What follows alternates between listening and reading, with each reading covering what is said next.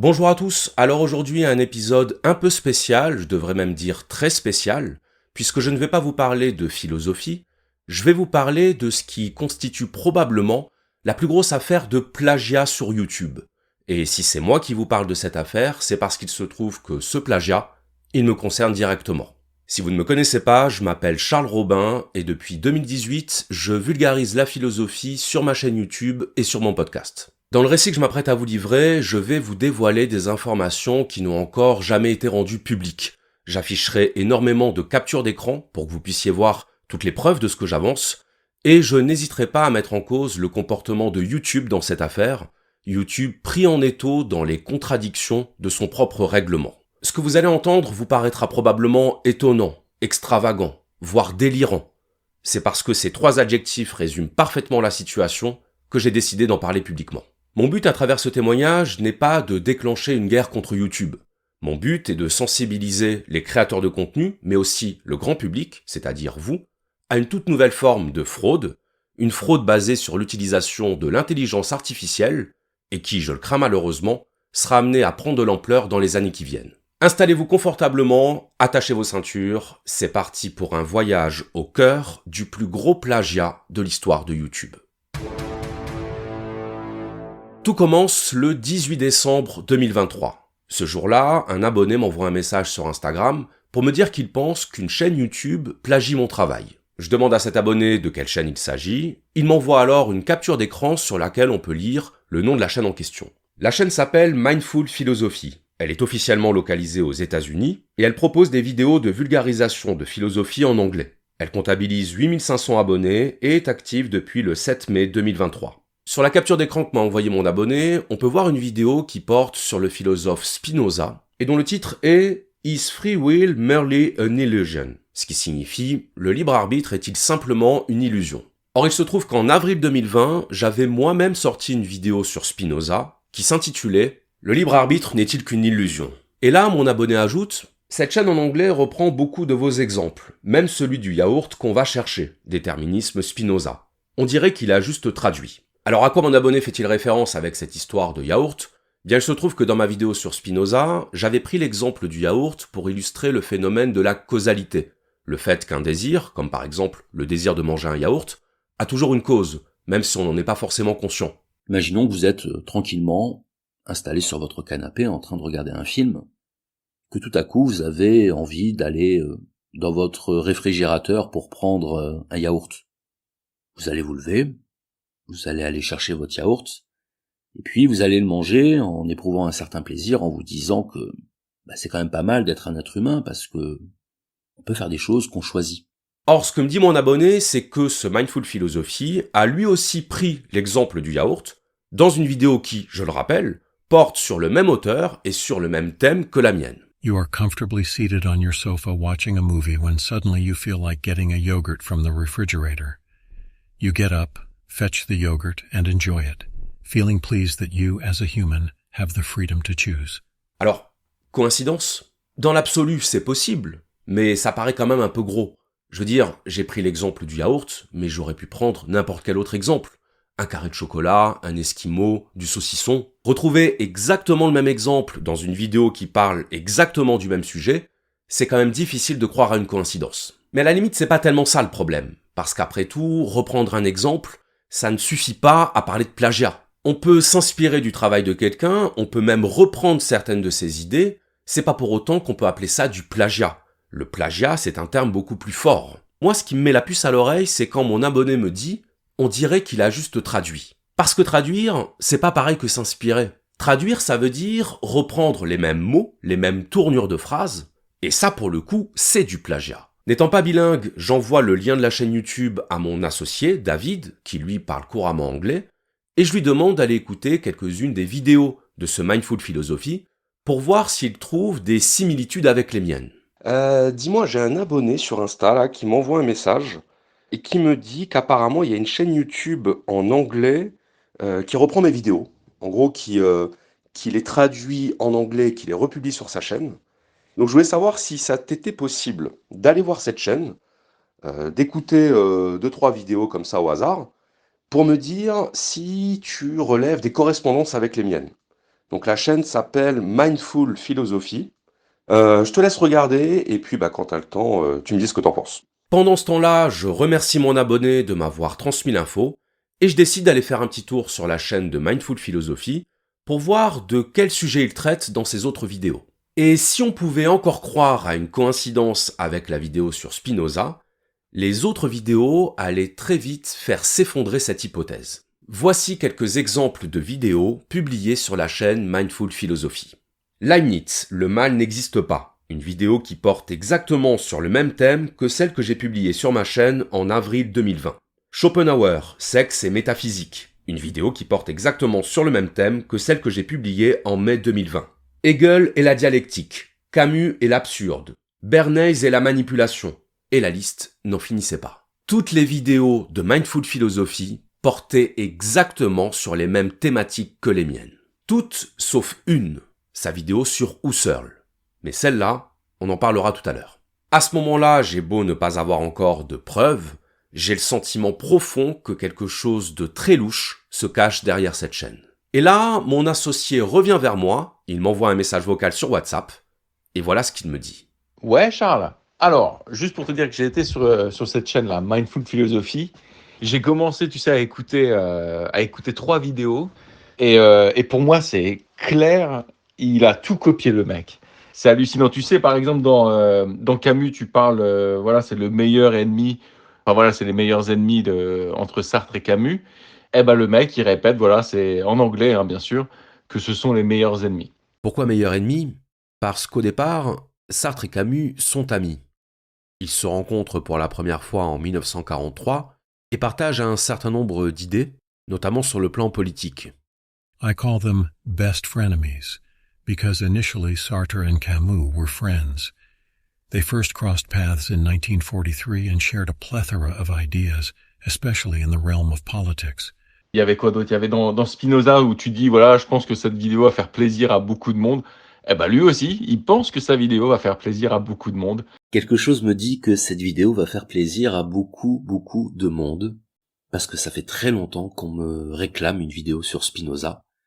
Alors j'ai pris mon temps, et j'ai repoussé autant que possible, parce que Spinoza, c'est un monument de la philosophie, et on ne s'attaque pas à un monument de cette envergure sans s'y être un petit peu préparé.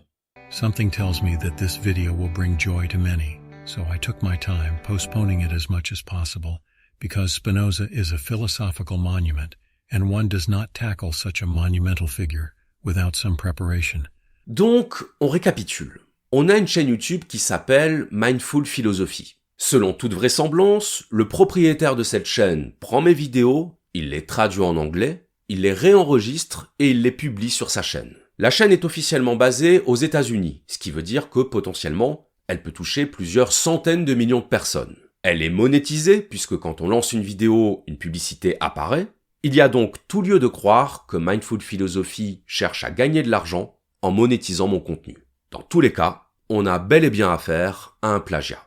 L'étape suivante, vous l'aurez compris, c'est de contacter YouTube. Contacter YouTube pour qu'il clôture cette chaîne qui est intégralement bâtie sur le vol de mon contenu. Et c'est là que les choses se compliquent. Parce que YouTube, ils vont pas envoyer un enquêteur qui parle à la fois français et anglais pour aller écouter des heures de vidéos de la chaîne Mindful Philosophy et les comparer avec les vidéos du précepteur. J'ai beau avoir une chaîne assez importante en termes de nombre d'abonnés, YouTube, ils ont autre chose à faire. Conclusion, si je veux que YouTube intervienne, il faut des preuves. Et c'est là que mon associé va avoir une idée. Je pense que le mieux maintenant, ça serait qu'on ait des preuves, qu'on ait quelque chose d'un peu plus concret.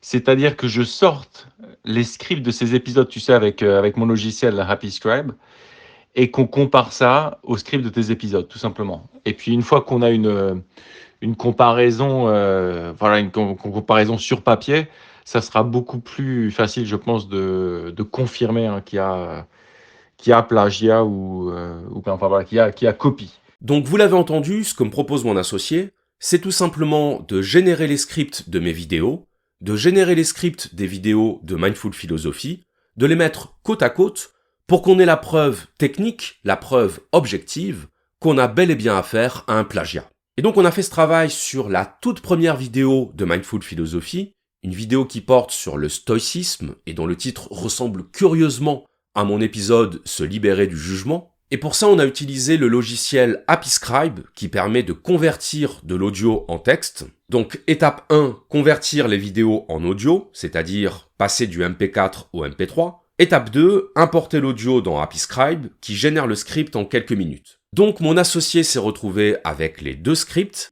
et le résultat, le voilà. Correspondance totale. On était complètement scotchés. Alors on ne s'arrête pas en si bon chemin, on décide de faire la même chose avec sa vidéo sur Bernays, on suit la même procédure et, je vous le donne en mille, même résultat. C'est pas compliqué, la seule différence, c'est son introduction. Bon David, aujourd'hui on se retrouve pour un petit exercice de traduction, anglais-français, tu vas nous faire profiter un petit peu de tes talents. Ça marche. Donc le but du jeu, ça va être d'écouter des extraits des épisodes de Mindful Philosophy en anglais, de les traduire en français, et puis de voir si ça correspond avec ce que je dis dans mes épisodes. On y va, c'est parti ? C'est parti. Hello everyone. Today we're going to talk about Stoicism. You are starting to know my interest in Stoicism. Alors là, il dit bonjour tout le monde. Aujourd'hui, on va parler du stoïcisme et vous commencez à connaître mon intérêt pour le stoïcisme. Ok. Bon, écoute, on va lancer l'extrait de mon épisode, on va voir si ça correspond. Bonjour à tous. Aujourd'hui, on va parler du stoïcisme. Vous commencez à connaître mon intérêt pour le stoïcisme. Je crois que c'est assez probant. Et alors, tu remarqueras une chose, David, c'est que il dit « Vous commencez à connaître mon intérêt pour le stoïcisme », sachant que c'est sa première vidéo. Oui, il fait ça de façon très professionnelle, comme on peut le voir. Bon, écoute, on va lui laisser le bénéfice du doute. On va lancer un deuxième extrait.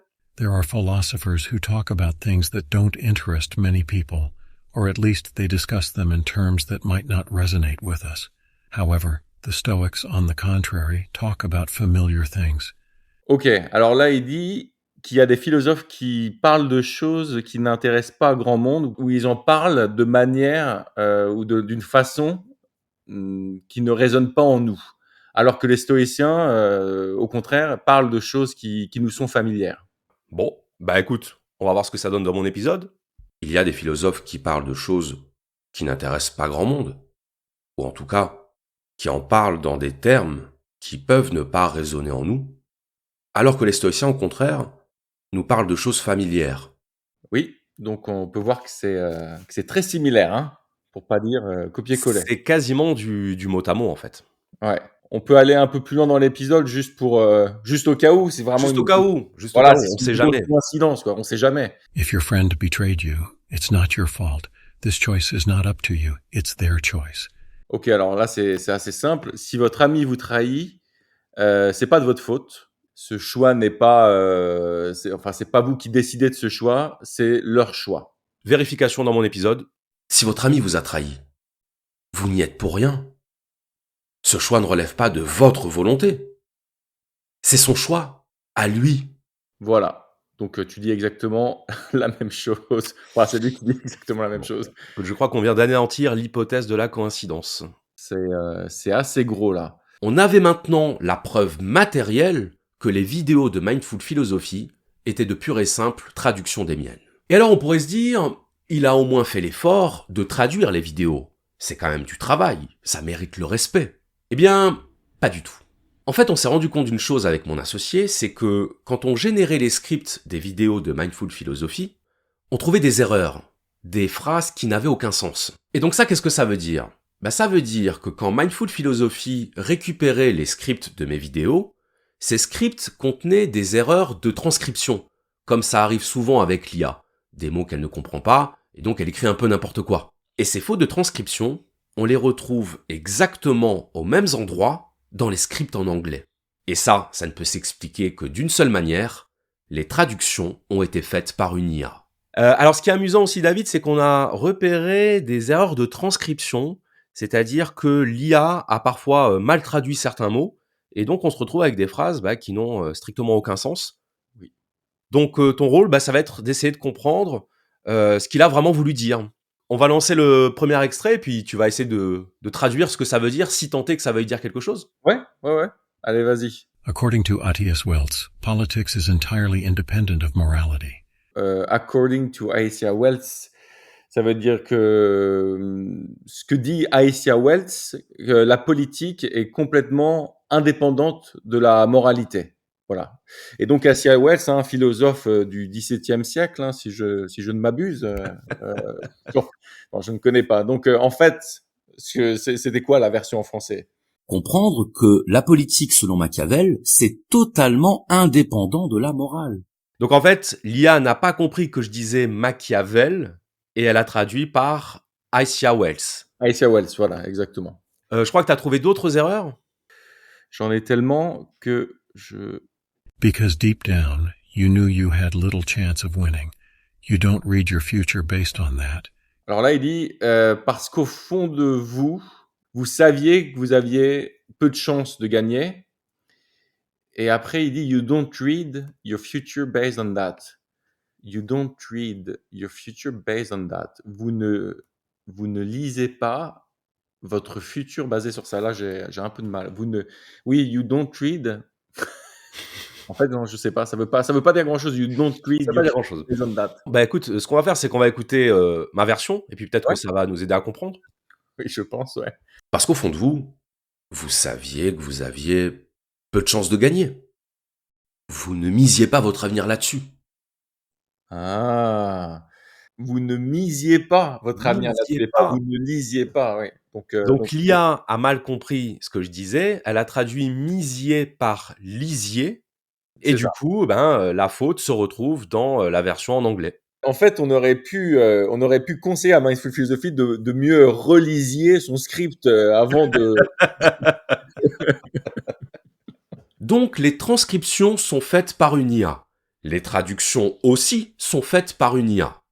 Et les enregistrements, les enregistrements aussi sont faits par une IA. La voix qu'on entend dans les vidéos de Mindful Philosophy est une voix synthétique. Welcome to your channel Mindful Philosophy. Dis donc Mindful Philosophy, quitte à me voler mes vidéos, tu aurais pu utiliser ta propre voix. Tu ne crois pas? Donc si vous avez bien suivi, on a affaire à un plagiat de grande envergure, plus d'une 30aine de vidéos, entièrement réalisées avec l'intelligence artificielle. Aucun travail de transcription, aucun travail de traduction, ni même d'enregistrement, juste du copier-coller dans des logiciels. On est le 27 décembre 2023 et je décide de signaler la chaîne Mindful Philosophy à YouTube. Avant d'aller plus loin, je voudrais qu'on s'arrête sur la notion de plagiat, parce que c'est une notion qui peut paraître floue, et si on part sur une mauvaise définition, on risque de dire des choses fausses. Qu'est-ce que le plagiat ? Juridiquement parlant, le plagiat, ça n'existe pas. On parle de contrefaçon, plus exactement, de contrefaçon de droit d'auteur.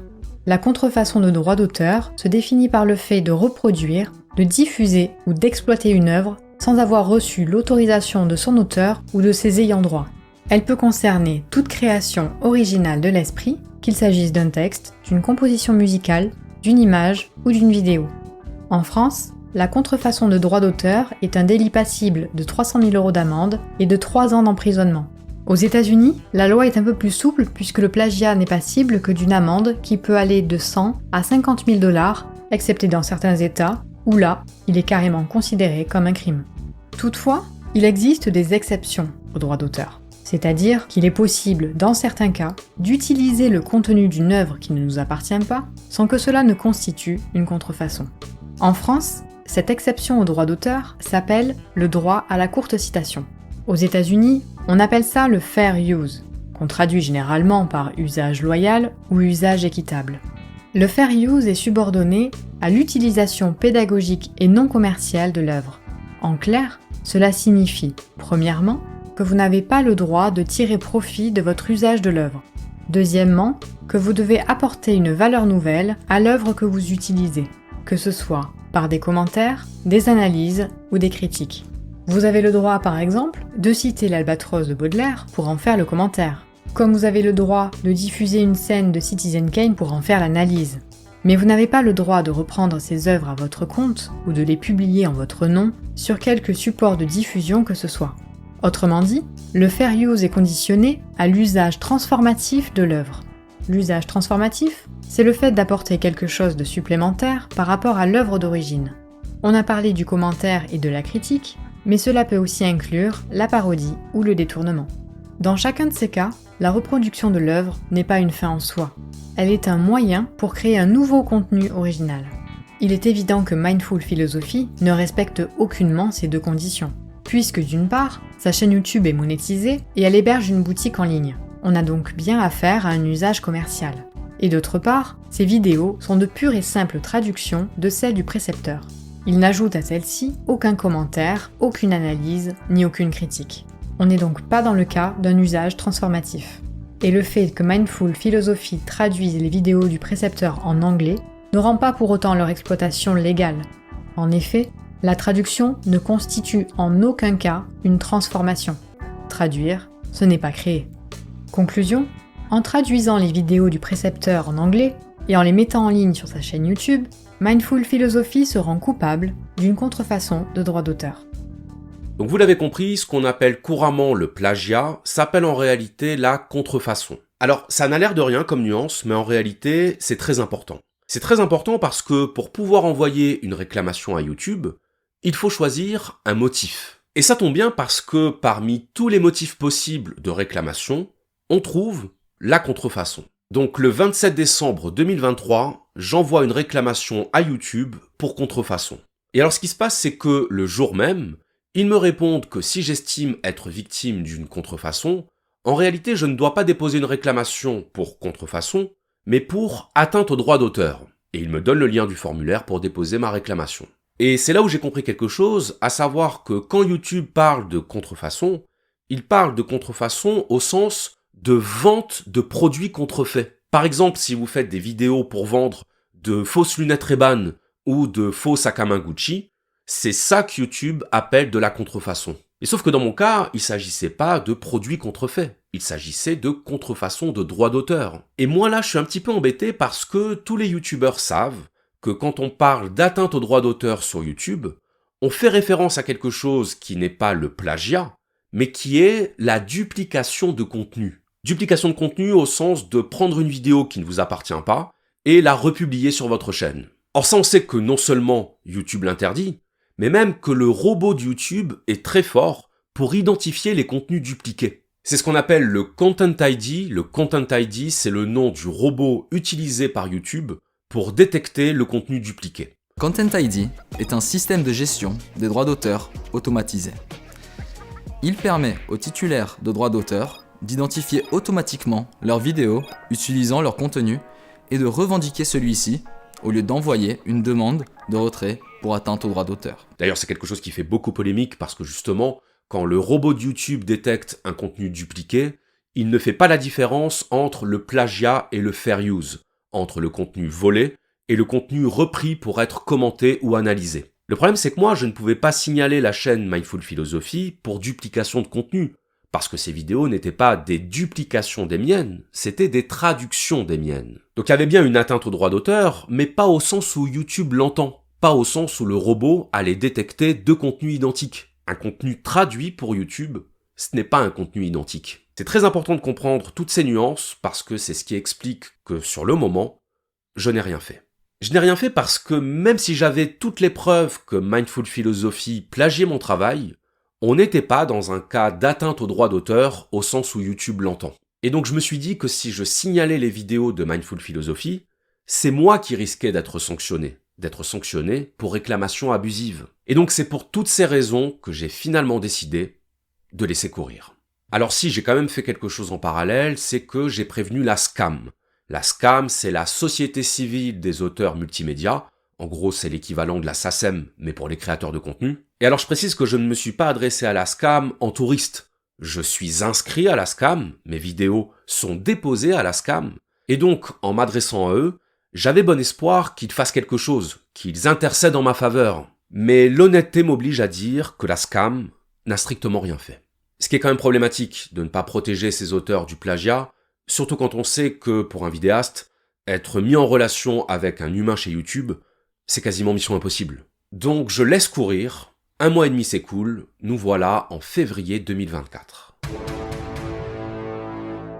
Je repense à toute cette histoire et je décide d'aller sur la chaîne de Mindful Philosophy pour voir s'il continue à voler mon contenu. Évidemment, la réponse est oui, il ne s'est pas arrêté, il n'avait d'ailleurs aucune raison de s'arrêter, étant donné que YouTube le laissait faire. Donc je vois une nouvelle vidéo sur Pascal, le cœur a ses raisons que la raison ignore, exactement le même sujet que la vidéo que j'avais faite en septembre 2020. Une vidéo sur la question de l'être chez Heidegger, j'avais sorti une vidéo sur exactement le même sujet en septembre 2023. Et en plus de ça, je m'aperçois que son compteur d'abonnés continue d'augmenter, plusieurs milliers d'abonnés supplémentaires en à peine 1 mois et demi. Donc là, on est le 12 février 2024, et je me dis, faut faire quelque chose. Alors qu'est-ce que j'ai fait ? J'ai fait quelque chose de très simple, quelque chose que j'aurais finalement dû faire en premier. J'ai contacté Mindful Philosophy. Et je ne l'ai pas contacté n'importe comment, je l'ai contacté en passant par sa section commentaires. Parce que ce que je voulais, c'est qu'il ne puisse surtout pas se dérober, qu'il soit obligé d'assumer devant ses abonnés. Et donc voilà le commentaire que je lui ai laissé sous plusieurs de ses vidéos. Je l'ai rédigé en anglais, donc je vous le lis directement en français.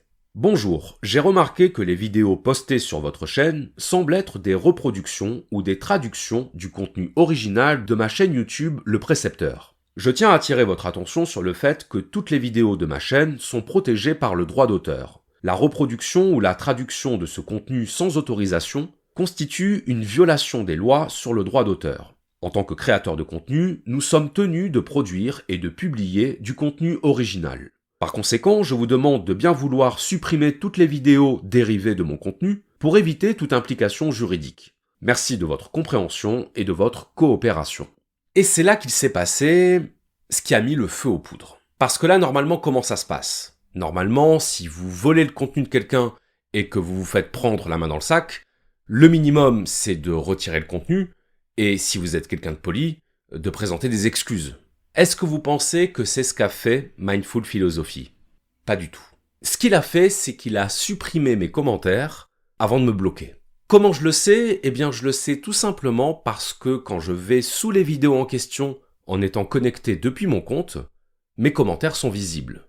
Mais si j'y vais en navigation privée ou en étant connecté depuis un autre compte, mes commentaires ne sont pas visibles. Et ça ne peut avoir qu'une seule cause, le blocage. Quand vous bloquez un utilisateur sur YouTube, ça veut dire que la personne peut toujours venir sur votre chaîne, elle peut toujours voir vos vidéos, mais elle ne peut plus commenter. Ou plutôt, elle peut commenter, mais elle sera la seule à voir son commentaire. Pour tous les autres utilisateurs, le commentaire sera invisible. Autrement dit, le seul moyen de savoir si vous avez été bloqué, c'est d'aller voir en navigation privée si votre commentaire est toujours visible. S'il n'est pas visible, c'est qu'on vous a bloqué. Alors là, je ne vous cache pas que cette réaction de Mindful Philosophy m'a fortement déplu. Donc je commence à réfléchir aux suites que je vais donner à cette réaction. Quelques heures passent, et à 22h17, coup de théâtre, je reçois un mail. Un mail de Mindful Philosophy en personne. Voici le message qu'il m'a envoyé. Écoutez bien, c'est absolument lunaire. Cher le précepteur, merci de m'avoir contacté et d'avoir porté vos préoccupations à mon attention. J'apprécie votre dévouement à la protection de votre contenu original. Je tiens à vous assurer que je prends les questions de droit d'auteur au sérieux et que je m'efforce toujours d'opérer dans les limites de la loi. Même si je peux m'inspirer de diverses sources, je m'efforce de garantir que mon contenu est original ou correctement attribué et conforme aux principes d'utilisation équitable tels que définis par la loi américaine sur le droit d'auteur. Donc là, on est clairement dans le mensonge le plus total. Non, on n'est pas du tout dans le respect de la loi américaine sur le droit d'auteur, on n'est pas du tout dans le fair use, pour toutes les raisons qu'on a expliquées tout à l'heure. Mais alors attendez, parce que le meilleur arrive. Je suis ouvert à discuter de toute coopération potentielle qui pourrait découler de nos intérêts communs en matière de philosophie et de création de contenu. Peut-être pourrions-nous explorer des opportunités de collaboration ou de partenariat mutuellement bénéfiques à l'avenir. Encore une fois, merci pour votre compréhension et votre coopération dans ce dossier. N'hésitez pas à nous contacter si vous avez d'autres questions ou préoccupations. Cordialement, Mindful Philosophy. Donc oui, vous avez bien compris, après m'avoir volé mon contenu, après m'avoir bloqué, après m'avoir menti sur le soi-disant respect du droit d'auteur, le gars me dit carrément qu'il voudrait qu'on bosse ensemble. C'est comme si quelqu'un volait votre portefeuille et qu'une fois que vous l'aviez attrapé, il vous proposait de faire 50-50. Alors non seulement on ne va pas bosser ensemble, mais en plus tu viens de me donner une bonne raison de reprendre les poursuites. Parce que je veux bien qu'on soit ignorant de la loi et qu'on diffuse mon contenu sans savoir que c'est illégal, mais j'accepte pas qu'on se moque de moi. Et donc, comme je n'ai pas d'autre voie de recours, je me résous finalement à opter pour la réclamation pour atteinte au droit d'auteur. En me disant que si ça ne fonctionne pas, au moins j'aurais essayé. On est le 7 mars 2024 et j'envoie à YouTube une réclamation pour atteinte au droit d'auteur. Ma réclamation concerne la toute première vidéo que Mindful Philosophy a postée sur sa chaîne, sa vidéo sur le stoïcisme. Et alors, à ma grande surprise, le 9 mars, YouTube m'envoie un mail pour me dire qu'ils ont supprimé la vidéo en question. Alors là, je me dis, incroyable. Incroyable parce que vraiment, j'étais convaincu que YouTube ne s'occupait pas de ce genre de cas, la contrefaçon par traduction. Je pensais vraiment qu'il se cantonnait à supprimer les contenus dupliqués. Donc là, je me dis, c'est bon, j'ai trouvé la solution. Je vais signaler toutes ces vidéos, toutes celles qu'il m'a volées en tout cas, et au bout de 3 suppressions, sa chaîne sera clôturée. Oui, parce que ça aussi, c'est quelque chose que tous les youtubeurs savent, c'est qu'au bout de 3 avertissements pour atteinte au droit d'auteur, notre chaîne est clôturée. Enfin, ça, c'est en théorie. Donc le 10 mars 2024, je dépose une réclamation pour la 2e vidéo postée sur sa chaîne, la vidéo sur Edouard Bernays. Et alors le 12 mars, YouTube m'envoie un mail pour me demander des informations complémentaires. Ils veulent savoir quel est le titre original de ma vidéo, à quelle date je l'ai publiée, quels sont les timecodes concernés. Bref, autant pour la première réclamation, c'était passé directement, autant là, ils me demandaient des preuves. Bien ça tombait très bien parce que les preuves, je les avais. Donc ce que j'ai fait, c'est que je leur ai envoyé le script de sa vidéo en anglais, je leur ai envoyé le script de ma vidéo en français, et ça a fonctionné. Le 15 mars, YouTube m'envoie un mail pour me dire qu'ils ont supprimé sa vidéo sur Bernays. Donc là, je me dis, ça y est, on y est. 2 suppressions pour atteinte au droit d'auteur, plus qu'une, et sa chaîne sera clôturée. Entre-temps, je vais sur la chaîne de Mindful Philosophy en me disant qu'il aura peut-être communiqué sur le fait que sa chaîne était en danger, et ça n'a pas loupé. Je m'aperçois qu'il a publié un post dans l'onglet communauté de sa chaîne pour prévenir ses abonnés qu'il avait reçu 2 avertissements pour atteinte au droit d'auteur, et il ajoute qu'il ignore pour quelle musique ou pour quelles images il a reçu ces avertissements. C'est-à-dire qu'à ce moment-là, il essaye de faire croire à ses abonnés qu'il ignore pourquoi il a reçu 2 avertissements. Mais bon, je veux dire, faut pas se moquer du monde.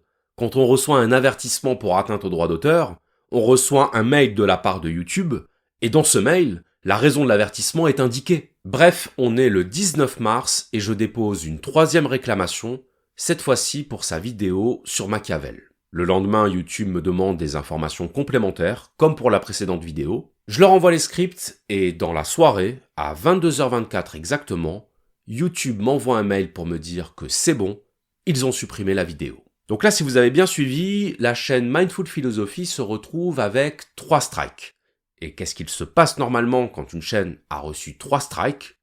Elle est supprimée. Est-ce que c'est ce qu'il s'est passé? Eh bien non. Et je vous explique tout de suite pourquoi. Après la suppression de 3 vidéos pour atteinte au droit d'auteur, la chaîne Mindful Philosophy n'a pas été clôturée, comme le prévoit pourtant le règlement de YouTube. Parce que figurez-vous que le 19 mars, donc un jour avant que le 3e strike ne soit confirmé, je reçois un mail de YouTube qui m'explique, tenez-vous bien, que pour que les 2 premiers strikes soient maintenus, je dois leur envoyer dans les 10 jours la preuve que j'ai engagé des poursuites judiciaires contre Mindful Philosophy. Alors vous allez me dire, qu'est-ce que ça a à voir? Pourquoi est-ce qu'il y a besoin d'engager des poursuites judiciaires alors que YouTube a admis qu'il y avait plagiat? Eh bien, figurez-vous que dans le règlement de YouTube, il existe une clause qui s'appelle la contestation relative au droit d'auteur, qui permet aux vidéastes dont les vidéos ont été strikées d'exiger de l'auteur de la réclamation, en l'occurrence moi, de fournir à YouTube la preuve qu'une action en justice a été engagée. Et que se passe-t-il si je ne leur envoie pas cette preuve? Eh bien, c'est très simple, les vidéos supprimées seront remises en ligne au bout de 10 jours. Donc vous voyez que quand on dit 3 strikes, la chaîne est clôturée, dans la pratique, c'est loin d'être aussi simple. Et alors, ce que je découvre dans le mail que m'envoie YouTube pour m'informer de la contestation, c'est que Mindful Philosophy leur a menti sans aucune vergogne. Et qu'on soit bien d'accord, à ce stade de la procédure, mentir à YouTube, ce n'est plus simplement du mensonge. C'est de la déclaration de fausses informations. Autrement dit, vous encourez des sanctions pénales. En fait, ce qu'il faut savoir, c'est que quand il y a contestation de réclamation, YouTube vous envoie un mail Et dans ce mail, ils joignent le message que leur a envoyé l'auteur de la contestation. Autrement dit, j'ai pu lire le message que Mindful Philosophy avait envoyé à YouTube pour justifier sa contestation. Et ce message est un modèle absolu de mensonge éhonté. Voici le message envoyé par Mindful Philosophy à YouTube. Accrochez-vous. Je jure sous peine de parjure que je crois de bonne foi que le matériel a été supprimé ou désactivé à la suite d'une erreur ou d'une mauvaise identification du matériel à supprimer ou désactiver. En outre, j'affirme que le contenu en question relève des dispositions d'utilisation équitable, le fameux fair use donc, telles que décrites au titre 17, article 107 de la loi sur le droit d'auteur. La vidéo en question se concentre sur le contenu pédagogique et éducatif lié à la philosophie, ce qui constitue une utilisation transformatrice du matériel protégé par le droit d'auteur. Il ne remplace pas l'œuvre originale, mais ajoute plutôt un nouveau sens, un nouveau contexte et une nouvelle compréhension à travers des commentaires, des critiques et des discussions pédagogiques. De plus, la vidéo est de nature non commerciale et est destinée uniquement à des fins éducatives. Il ne concurrence ni n'affecte négativement le marché du matériel original protégé par le droit d'auteur. Il est important de noter que, selon la loi, la détermination de l'usage loyal est une question juridique réservée aux juges. Cependant, je crois fermement que mon utilisation du matériel s'inscrit dans les limites d'un usage loyal et est protégée par la loi.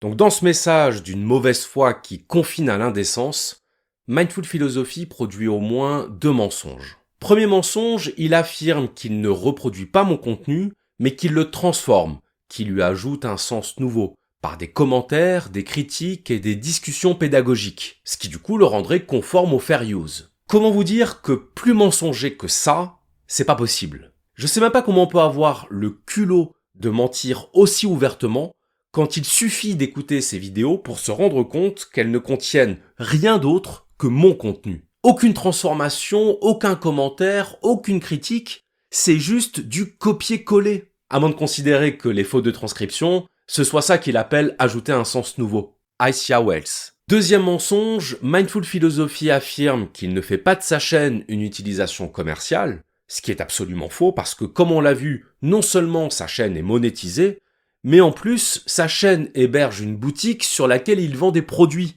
Donc là, je ne vous cache pas que toute cette histoire commence légèrement à m'agacer. Et vu que je comprends que YouTube ne fera rien tant que je ne leur aurai pas envoyé la preuve que j'ai engagé des poursuites judiciaires, puisque c'est ça qu'ils veulent, c'est ça que je vais leur donner, je décide de porter plainte.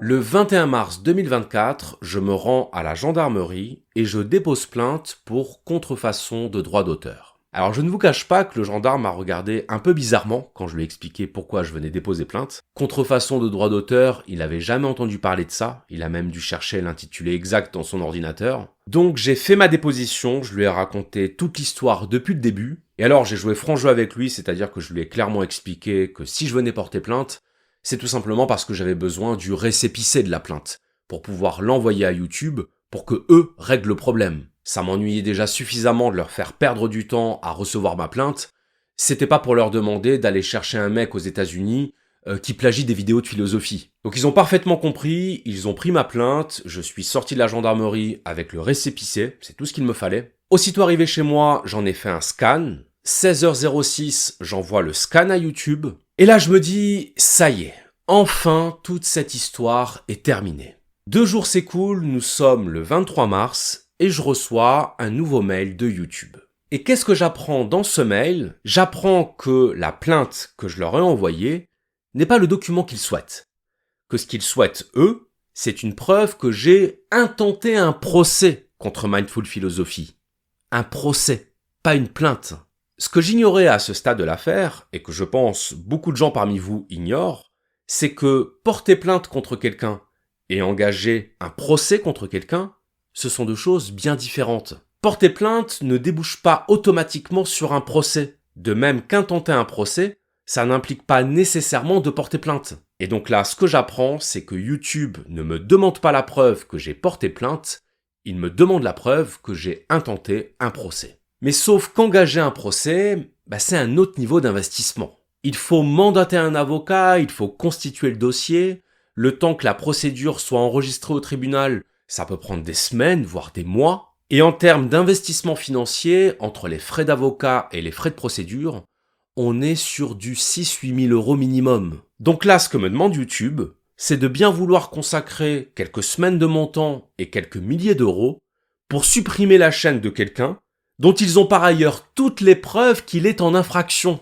Et tout ça dans les 10 jours. Donc là, j'appelle un de mes amis qui est juriste, je lui explique la situation et il me dit « Attends, avant de partir sur un procès, on va envoyer à ce Mindful Philosophy une mise en demeure. Une mise en demeure, c'est un document officiel qui dit en gros « On vous laisse tant de jours pour vous mettre en conformité avec la loi, en l'occurrence, on vous laisse tant de jours pour supprimer les vidéos, sinon quoi, on part sur un procès. » Donc une sorte de dernière chance. Donc mon ami juriste rédige la mise en demeure, il joint même une copie de la plainte pour montrer que c'est du sérieux. On envoie la mise en demeure à Mindful Philosophy, nous n'aurons jamais de réponse et les vidéos ne seront jamais supprimées. Et donc là concrètement, je sais plus trop quoi faire.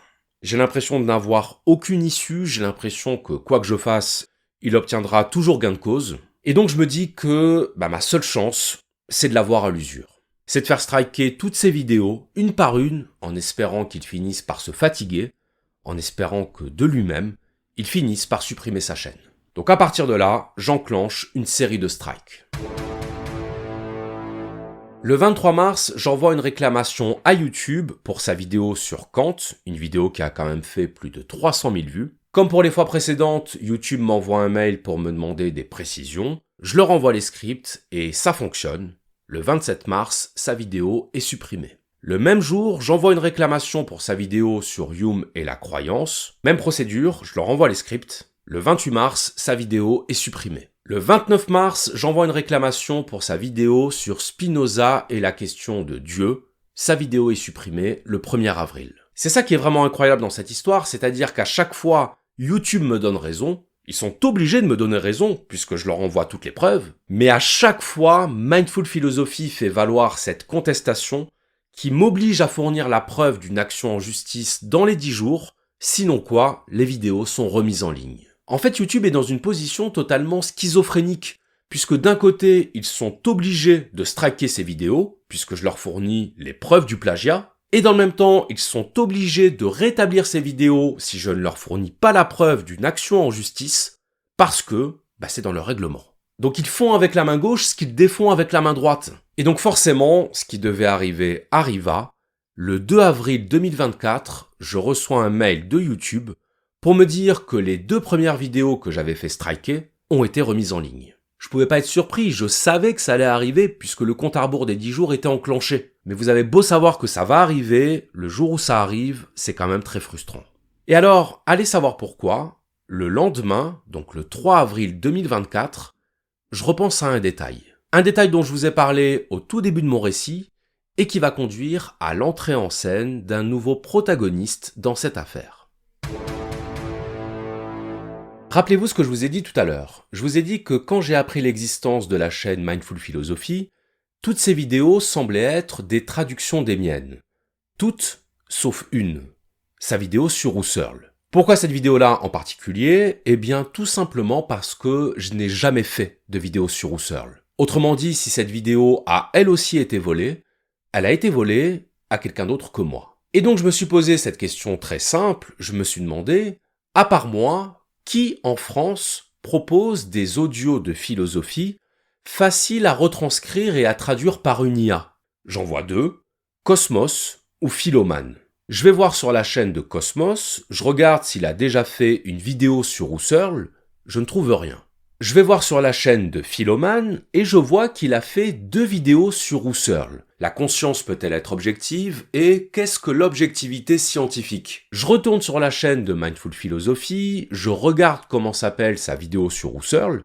Elle s'appelle « La science peut-elle être notre ennemi ?» Ce qui veut dire que s'il a volé sa vidéo à Philoman, c'est très probablement sa vidéo sur Husserl et l'objectivité scientifique. Je vais sur Happyscribe, je sors le script de la vidéo de Mindful Philosophy, je sors le script de la vidéo de Philoman, je compare, et là, bingo. J'avais la preuve que Mindful Philosophy avait volé sa vidéo sur Husserl à Philoman. Donc ni une ni deux, j'envoie un message à Philoman sur Facebook, je lui explique la situation, Et là, Philoman tombe des nues, il est très remonté, il me dit qu'il ne va pas laisser passer, qu'il va immédiatement envoyer une réclamation à YouTube. Alors évidemment, je le préviens, je lui explique que YouTube n'est vraiment pas très coopératif, que s'il dépose une réclamation, il n'est pas du tout certain qu'il obtienne gain de cause. Mais Philoman me répond qu'il n'a pas l'intention de rester les bras croisés, qu'il confirme sa réclamation. On est le 4 avril 2024. Le 5 avril, Philoman m'envoie un message pour me dire que c'est bon, YouTube a supprimé la vidéo de Mindful Philosophy sur Husserl. Et alors, ça ne s'arrête pas là parce que, après une petite enquête, Philoman se rend compte que Mindful Philosophy lui a volé une deuxième vidéo, celle sur Hume et l'identité. Et effectivement, je croyais au départ que cette vidéo, il me l'avait volée à moi, parce que j'avais moi aussi fait une vidéo sur Hume et l'identité, mais en fait non, il l'avait volée à Philoman. Donc Philoman dépose une deuxième réclamation, on est le 9 avril, et le 10 avril, YouTube répond positivement à sa demande en supprimant la vidéo en question. Mais la victoire sera de courte durée puisque le 11 avril, Mindful Philosophy envoie à YouTube sa fameuse contestation. Ce qui veut dire que Philoman se retrouve exactement dans la même situation que moi, il doit fournir la preuve d'une action en justice dans les 10 jours. Et autant vous dire qu'il avait encore moins envie que moi de gaspiller son temps, son énergie et son argent dans une procédure judiciaire. Le 12 avril, mon ami juriste décide de jouer une dernière carte. Il envoie un courrier au service copyright de YouTube, un courrier dans lequel il demande la fermeture de la chaîne Mindful Philosophy. Et alors il s'est passé quelque chose d'assez étrange puisque le 14 avril, toutes les vidéos de la chaîne Mindful Philosophy ont été supprimées, toutes sauf celles qui avaient été remises en ligne après le délai des 10 jours. On n'a pas vraiment compris pourquoi ils avaient fait ça parce que c'est pas ce qu'on leur avait demandé. Et puis surtout, c'était reculer pour mieux sauter, puisqu'évidemment, dès le lendemain, Mindful Philosophy envoyait une contestation à YouTube. On avait de nouveau 10 jours pour fournir la preuve d'une action en justice. Donc encore une fois, YouTube dans une position totalement schizophrénique. Et alors le clou du spectacle, c'est que j'ai découvert qu'à partir du moment où une vidéo strikée avait été remise en ligne, on ne pouvait plus en demander la suppression. C'est-à-dire que toutes les vidéos qui ont été strikées et remises en ligne au bout des 10 jours, si je dépose à nouveau une réclamation pour qu'elle soit retirée, eh bien c'est pas possible. YouTube refuse d'enregistrer la réclamation. C'est comme si, une fois ressuscitées, les vidéos strikées devenaient immortelles. Il ne me restait donc plus aucune option mis à part le procès. Et parce que j'ai décidé que j'irais au bout de cette affaire, le 22 avril 2024, j'envoie un message à mon avocat pour lui dire « On va au procès ».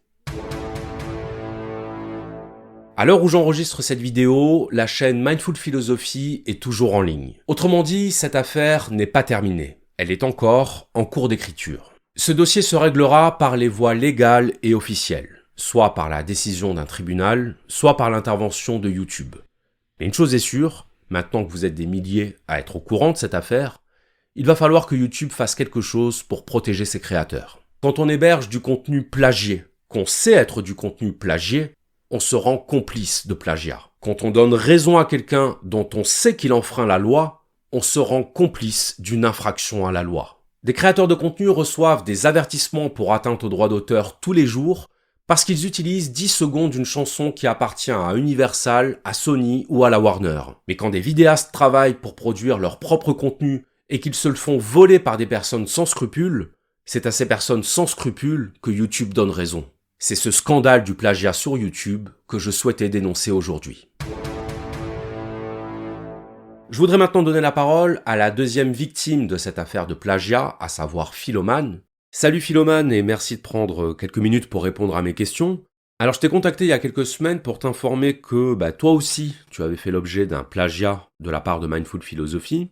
Est-ce que tu pourrais nous raconter comment ça s'est passé et ce qu'il t'a volé exactement ? J'ai été informé effectivement par toi, Charles, que tu avais été victime du vol honteux de tes enregistrements par un voleur qui avait utilisé une intelligence artificielle pour les traduire de façon un peu trop littérale. Et j'ai été surpris, je t'avoue, quand tu m'as dit qu'effectivement, il y avait une vidéo qui était la mienne, puisque on peut pas dire que j'ai un très grand nombre d'abonnés non plus. J'ai pu écouter un peu ce qu'il avait fait, Et j'ai tout de suite repéré qu'il y avait une correspondance entre les phrases en anglais et les phrases en français de ma vidéo. Et surtout, vu qu'il a rajouté un montage, j'ai vu que en fait l'enchaînement des auteurs que je présente dans mon enregistrement et l'enchaînement argumentatif des idées étaient similaires. Et j'ai constaté en enquêtant un peu qu'il m'en avait effectivement volé une autre, c'est celle sur la critique du cogito de Descartes par David Hume. Ce qu'il a fait, c'est qu'il a fait comme si mon enregistrement sur l'illusion du moi chez Hume, il a fait en sorte qu'on pense que c'était la suite de ta vidéo à toi, et il l'a fait en faisant une intro artificielle de 52 secondes environ, et tout le reste de son enregistrement, c'était le mien. Donc il s'est approprié nos deux travaux respectifs, et là on est très embêté parce qu'en plus il a une boutique en ligne, ce qui fait qu'on peut pas voir s'il nous a pas pris plus d'enregistrements que ça. Comme tu l'auras expliqué, hein, il t'a volé une partie importante de ton travail, mais il nous a peut-être volé encore plus de contenu que ça, et on peut pas le vérifier. Et on est très embêté pour se débarrasser de lui. Alors toi, comment est-ce que tu as réagi quand tu as appris que l'une de tes vidéos avait été plagiée? Est-ce que ça t'a mis en colère? Est-ce que ça t'a amusé? Raconte-nous un petit peu. Alors, pour être tout à fait honnête avec toi, au début, je me suis senti presque flatté parce que je me suis dit, quand même, il a volé que 2 chaînes de philosophie en France, et il s'agit de celle du précepteur et de la mienne. Donc au début, je me suis dit, bon, bah c'est au moins la preuve que cet individu a du goût.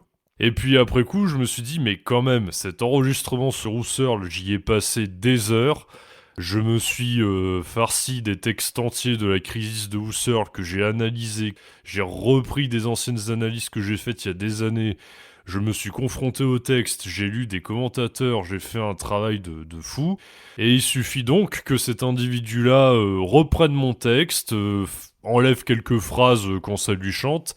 Et voilà, il a, grâce à son intelligence artificielle, réussi à faire abstraction du moindre effort nécessaire.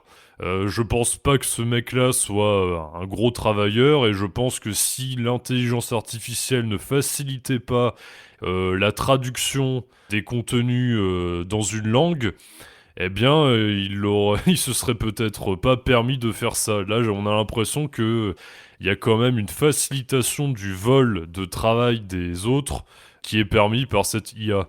Et donc j'aimerais bien qu'à un moment donné, justice soit faite, parce que c'est insupportable. Surtout que moi, je ne demande pas d'argent à mes abonnés, et ce type se sert quand même du travail qu'on a fourni pour pouvoir potentiellement faire payer ses abonnés pour accéder à d'autres contenus. Donc le but est totalement lucratif, hein, c'est vraiment un boutiquier, il n'y a pas d'autre mot, et je trouve ça donc vraiment inadmissible. Et dernière question, comment est-ce que tu juges l'attitude de YouTube dans cette affaire? Alors, concernant l'attitude de YouTube par rapport à ce litige, le moins qu'on puisse dire, c'est que c'est absurde, hein. Je pense que si Camus avait connu YouTube, il aurait peut-être même été obligé de revoir une partie du mythe de Sisyphe ou d'écrire des ajouts et des suppléments. Blague à part, récemment, j'en discutais avec un ami de ça, et c'est intéressant parce que il a évoqué un point auquel j'avais pas pensé, et j'ai pas encore pris le temps de t'en parler justement.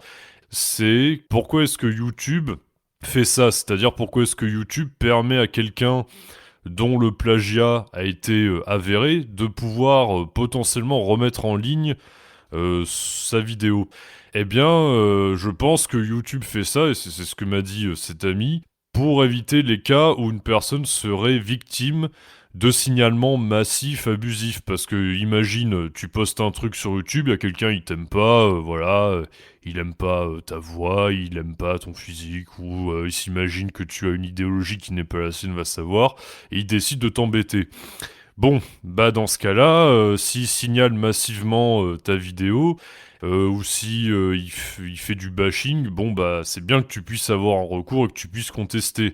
Sauf que là, tout est à revoir en fait dans la manière de faire de YouTube, parce que ils ont pris un principe général, ils l'ont étendu à tous les cas, et sauf que dès qu'il y a un plagiat, dès qu'il y a une contrefaçon, C'est pas une question de jugement, de sensibilité personnelle, est-ce que j'estime que les propos que la personne a tenus sont choquants? C'est juste qu'il y a un vol de contenu, en fait. Je trouve ça complètement aberrant, pour le dire très poliment. Merci à toi, Philomane. Pour clôturer ce récit, je voudrais maintenant donner la parole à mon ami juriste, Guillaume Nassimben, pour qu'il nous apporte son éclairage juridique sur toute cette affaire. Alors Guillaume, c'est toi l'ami juriste qui est mentionné dans la vidéo. Tu m'as accompagné durant toute cette affaire, donc tu la connais. Est-ce que tu pourrais nous rappeler ce qu'on appelle juridiquement le plagiat et nous dire en quoi l'affaire Mindful Philosophy constitue bien une affaire de plagiat? Alors, dans un premier temps, je vais quand même revenir sur le mot plagiat. Donc c'est un mot, comme tu l'as vu, que moi-même j'utilise parce qu'en fait, il parle à énormément de personnes. Mais il faut savoir qu'en droit français, c'est un mot qui n'existe pas. En fait, le plagiat, c'est un mot communément utilisé pour désigner une certaine contrefaçon. Donc la contrefaçon, c'est quoi? C'est la copie ou la représentation d'une œuvre de l'esprit protégé. Et effectivement, donc dans cette affaire, on est sur de la copie de texte de ton travail, qui est un texte qui est dit. On le copie donc plusieurs fois, on le traduit et on le représente. Donc à partir du moment où ton travail est protégé par le droit d'auteur, on est sur de la contrefaçon. Et est-ce que le fait que mes vidéos ont été traduites dans une autre langue, ça change quoi que ce soit au fait qu'il y ait eu plagiat? Non. En fait, si tu veux, imaginons, tu as une première œuvre protégée, et puis quelqu'un va créer une seconde œuvre en réutilisant la première. Tu vas avoir toute une série de cas de figure, de la ressemblance la plus light possible à la ressemblance la plus flagrante. Sachant que plus c'est ressemblant, plus il y a des chances que ce soit qualifié de contrefaçon. Si par exemple, je sais pas, j'ai dit n'importe quoi, tu reprends un texte, tu le traduis, t'en modifies des passages, tu réutilises qu'une petite partie du texte, tu brodes autour, etc. Ben, on pourrait penser que la traduction rajoute à la différenciation et permet d'exclure voilà la qualification. La seule traduction, évidemment, ne va pas exclure la contrefaçon, sinon c'est pas compliqué, on serait tous là en train de reprendre des œuvres qui préexistent, les traduire et les exploiter. Tu vois, si tu as un bouquin qui est sorti, je sais pas, qu'en français, tu peux pas juste le prendre, le mettre en anglais et puis l'exploiter aux États-Unis ou en Angleterre, c'est pas possible. On pourrait faire pareil dire la même chose pour les films, pour la musique, etc. La seule traduction n'exclut pas la contrefaçon. Très bien. Et on parle beaucoup dans les affaires de plagiat, donc de contrefaçon, du fair use. Alors, est-ce que tu peux nous expliquer ce qu'est le fair use et est-ce qu'il s'applique en France? Oui, alors le fair use, c'est très intéressant. C'est une exception au copyright. Donc nous, on a l'équivalent, c'est une exception de droit d'auteur, mais le fair use, c'est une notion de droit américain.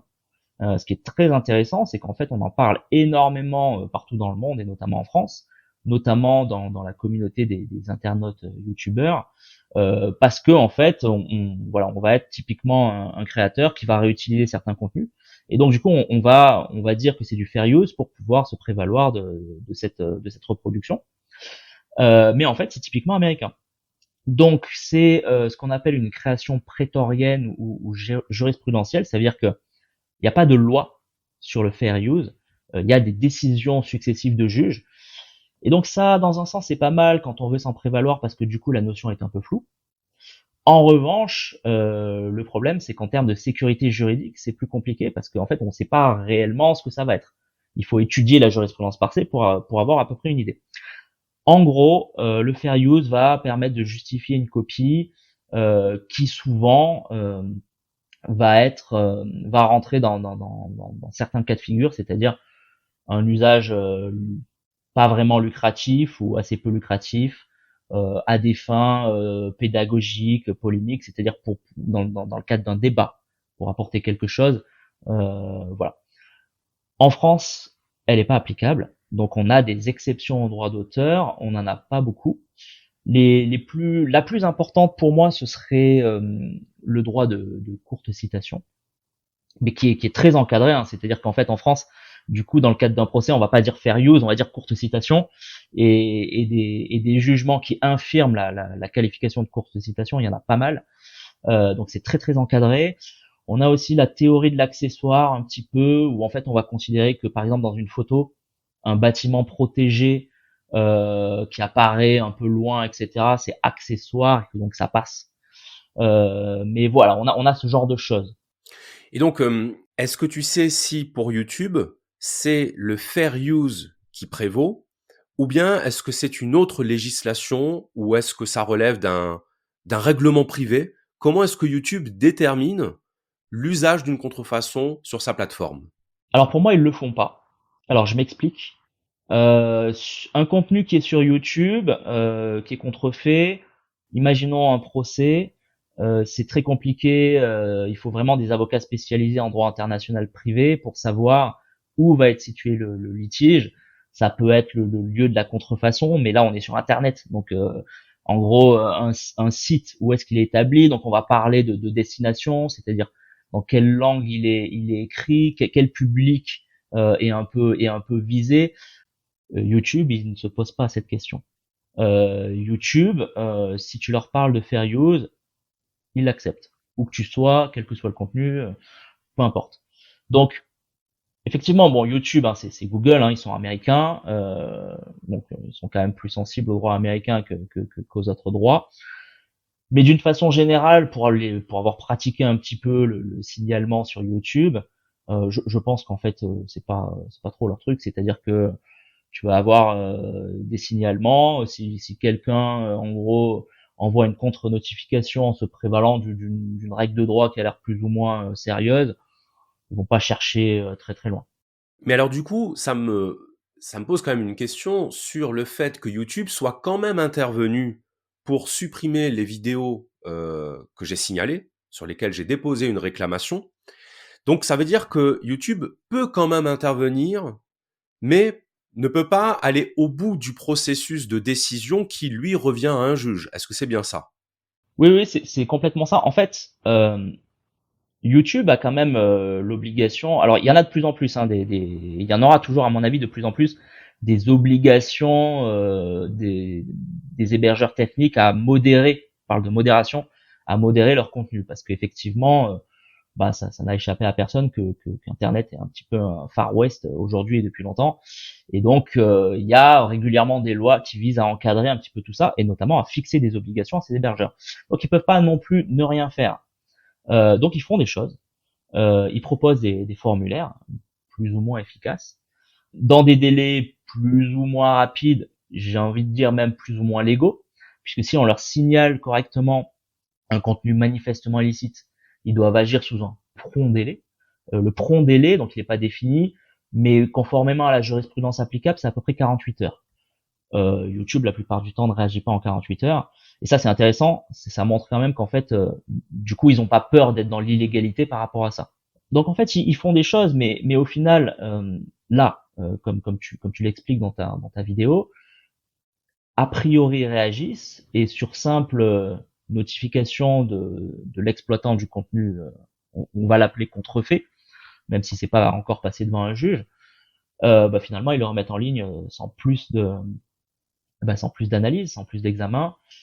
Mais d'une façon générale, là, on a bien vu qu'on n'a pas pu les convaincre du caractère manifestement illicite de cette copie, quand bien même il y a des preuves, quand bien même elles sont quand même assez parlantes, manifestes. Voilà, ils se contentent en gros, hein, si je synthétise, de nous dire allez voir un juge et revenez-nous. Donc du coup, on a bien compris que YouTube n'avait pas le pouvoir d'intervenir dans cette affaire qui doit être tranchée par un juge, mais le fait que YouTube héberge sur sa plateforme du contenu contrefait, dont elle sait que c'est du contenu contrefait, puisqu'elle est intervenue une première fois pour supprimer les vidéos en question. Est-ce que ça pourrait rendre juridiquement YouTube complice de contrefaçon? C'est un très bon argument. Le fait que effectivement dans un premier temps ils ont supprimé le contenu, c'est un très très bon argument qu'on pourrait faire valoir. Mais si tu veux, il faut quand même s'imaginer que là on parlerait du coup de rendre YouTube responsable et pas vraiment la personne qui exploite la chaîne Mindful Philosophy. Comme n'importe quel procès, ça suppose un procès, hein, il faudrait assigner YouTube. Il faudrait donc prouver qu'on a bien notifié le contenu, prouver que le contenu, et là du coup ça peut être un peu coton, est bien du manifestement illicite. Là l'argument que tu suggères, il est très pertinent, il pourrait être présenté.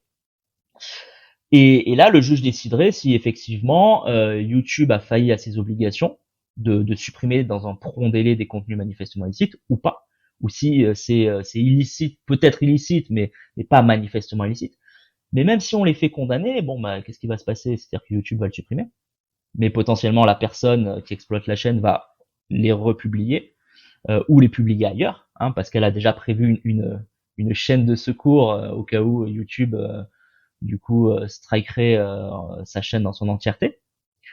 Et puis peut-être que tu gagnerais un petit peu d'argent, mais au final, ça, YouTube, il s'en fiche. Et c'est un procès finalement qui va viser à ce que YouTube se mette en compliant par rapport au droit, mais au final on aura toujours un Mindful Philosophy qui fera ce qu'il veut. Donc en réalité, le plus intéressant là, ce serait, quitte à faire un procès, ce serait à faire un procès contre la personne qui exploite Mindful Philosophy. Pour l'obligation de supprimer un contenu manifestement illicite porté à sa connaissance, il faut agir dans un prompt délai, ce que je dis tout à l'heure. Et j'ai aussi dit que très souvent, en fait, on n'y est pas du tout. Les délais, ils sont explosés régulièrement. Et ça, je parle en toute connaissance de cause. Ça veut bien dire que finalement, ils craignent pas grand-chose parce qu'ils savent que finalement, d'abord, on va pas leur faire énormément de procès. Et puis ensuite, ils vont pas perdre énormément de choses s'ils sont condamnés. Merci beaucoup, Guillaume. Avec grand plaisir. Pour ceux qui souhaitent écouter cet entretien dans son intégralité, je vous laisse le lien dans la description. Voilà, ce voyage au cœur du plagiat sur YouTube est à présent terminé. Je remercie toutes les personnes qui m'apporteront leur soutien dans cette affaire. Si vous êtes créateur de contenu et que vous êtes confronté à une situation de ce genre, n'hésitez pas à prendre contact avec moi. Plus on sera nombreux, plus on sera fort. Je vous invite évidemment à partager cette vidéo, à exprimer vos réactions en commentaire. Et n'oubliez pas que les créateurs de contenu ne sont là que parce que vous les soutenez. Soutenez-les autant que vous le pouvez, car même s'ils restent discrets sur les coulisses de leur travail, leur parcours est semé d'obstacles qu'à eux seuls, ils ne sauraient surmonter. Je vous dis à très bientôt, et d'ici là, prenez soin de vous.